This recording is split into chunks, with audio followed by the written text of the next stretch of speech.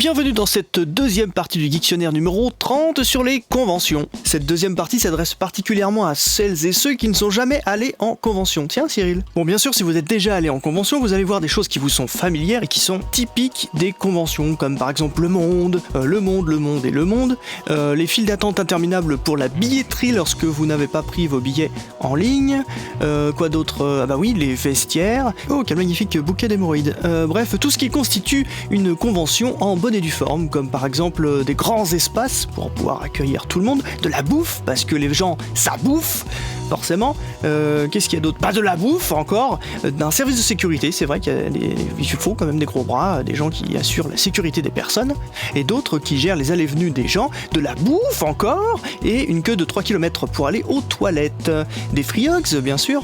Allez, viens me faire un câlin. De la bouffe!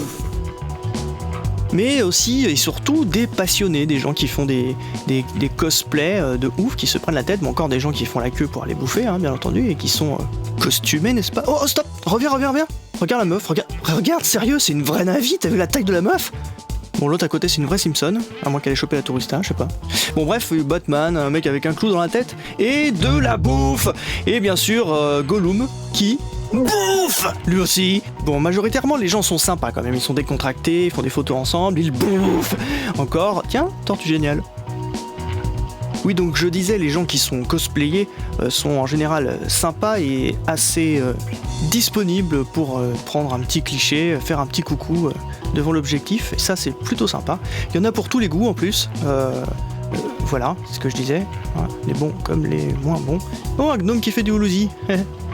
Et voilà, il y a aussi des gens qui font... Non mais ça va pas. Vous êtes devant tout le monde là.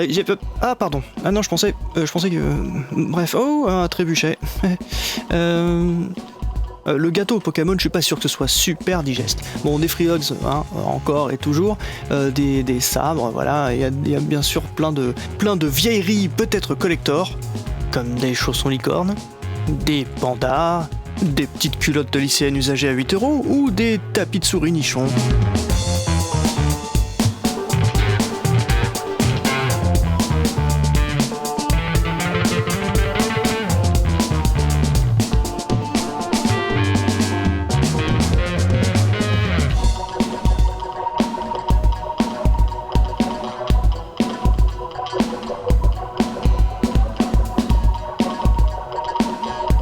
Bien évidemment, le merchandising, c'est avant tout pour les thunes, pour les pour les passionnés, hein, bien sûr, qui veulent collectionner des choses. Enfin, comment ça va et toi? Pardon. Oui, donc que disais-je? Ah oui, pas mal d'exposants, d'artisans, d'artistes qui présentent des réalisations telles que celle-ci, super bien faite. Ce petit village de trolls, de gnomes. Excellent. Ça a dû leur prendre 5 minutes quand même à faire ça. Hein.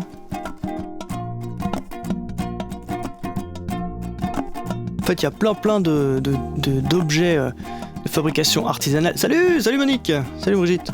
Voilà, il y a des artistes qui exposent leurs œuvres. Des petits R2D2 télécommandés, de l'impression 3D bien sûr. On peut même faire sa propre tronche. Regardez-moi ça, on dirait un hamster, tiens. Oui, puis on peut aussi jouer en réseau, découvrir des consoles old school, comme la NES par exemple, les bornes d'arcade, pourquoi pas, la Super NES et toutes ces consoles en 16 tubs, voilà. Eh oui, toute mon enfance ça. Enfin, moi mon enfance c'était plutôt ça. Voire même le Minitel. Non, sans deck, moi c'était l'Amiga 500 mon pote. Avec... Oh, Jean-Michel Jarre.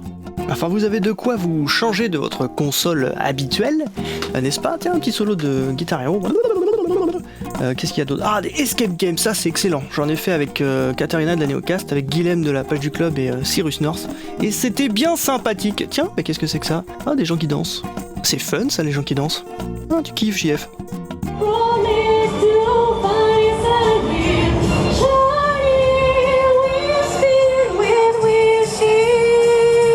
D'autres sont tranquillou, bilou, se font hypnotiser ou prennent des cours de japonais. Oh, Oh, Pelcorades! Des ateliers pour fabriquer ses propres cosplays, des jeux de société, des concours de dessin, mais aussi des conférences, comme celle de Gorkab, très intéressante sur les effets spéciaux au cinéma, ou la Zumba, je sais plus. Des animations sur scène,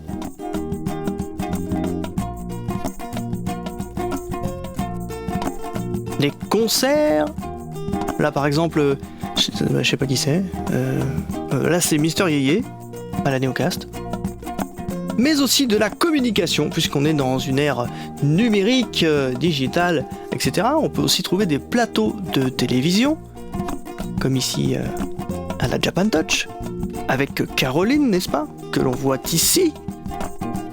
Des web radios, comme avec Junk Food Factory. Il y a des dédicaces, avec plein de stars de la culture sérieux japonais avec 2 N. Mais pourquoi tant de N ? Des espaces VIP où les invités peuvent venir se reposer, se restaurer, comme ici Tilou qui pique un sandwich. Tranquille le mec, comme ça, tac tac, pif paf.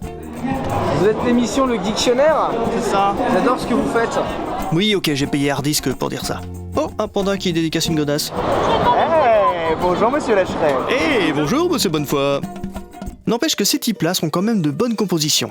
Parce qu'ils passent toute la journée assis, le cul vissé sur une chaise en plastique, à signer des autographes, et ils ont toujours un petit mot différent pour chacun de leurs fans, et ils sont toujours disponibles. Et ça, c'est top. Salut Fred. Bonjour Seb Lacheret. Ça va ? Le Dictionnaire ? Je vais la manger, non. Bon alors bien évidemment quand vous passez 3 jours à signer des autographes, et ben vous pétez un câble. Et c'est bien normal.